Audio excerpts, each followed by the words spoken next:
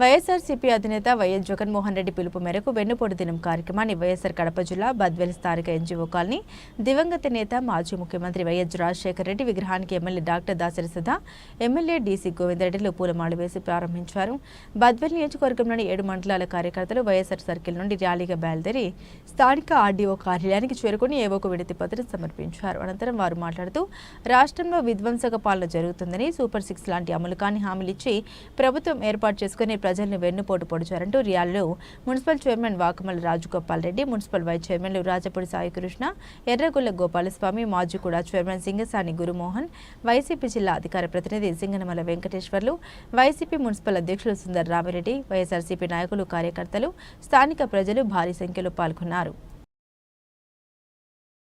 Last year ఎన్నికల ఫలితాలు విడుదలయ్యి కూటమి ప్రభుత్వం అధికారం చేపట్టి ఈ రోజుకి 1 year అయింది.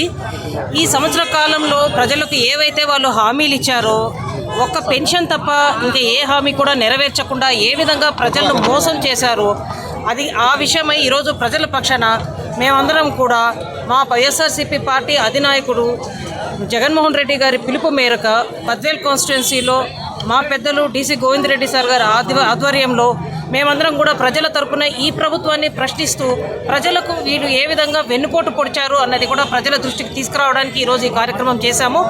ఈ కార్యక్రమంలో పాల్గొన్న ప్రతి ఒక్క వైఎస్ఆర్సీపీ కార్యకర్తకు, నాయకులకు, ఇక్కడికి విచ్చేసిన పాత్రికేయ మిత్రులకు అందరికీ పేరు పేరున మేము ధన్యవాదాలు తెలుపుకుంటున్నాము.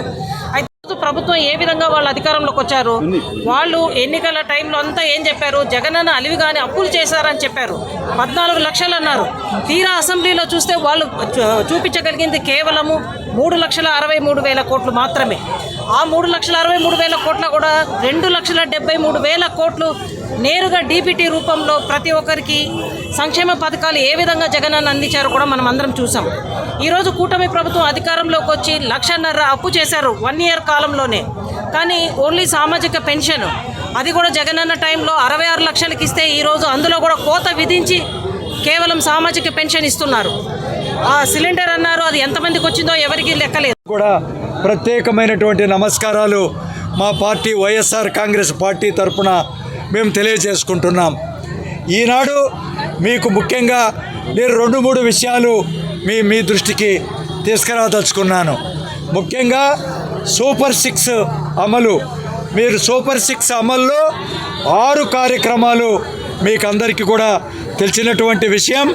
ఒకటి, రైతులకు 20,000 రూపాయలు ప్రతి ఒక్కరికి ఇస్తానని చెప్పారు.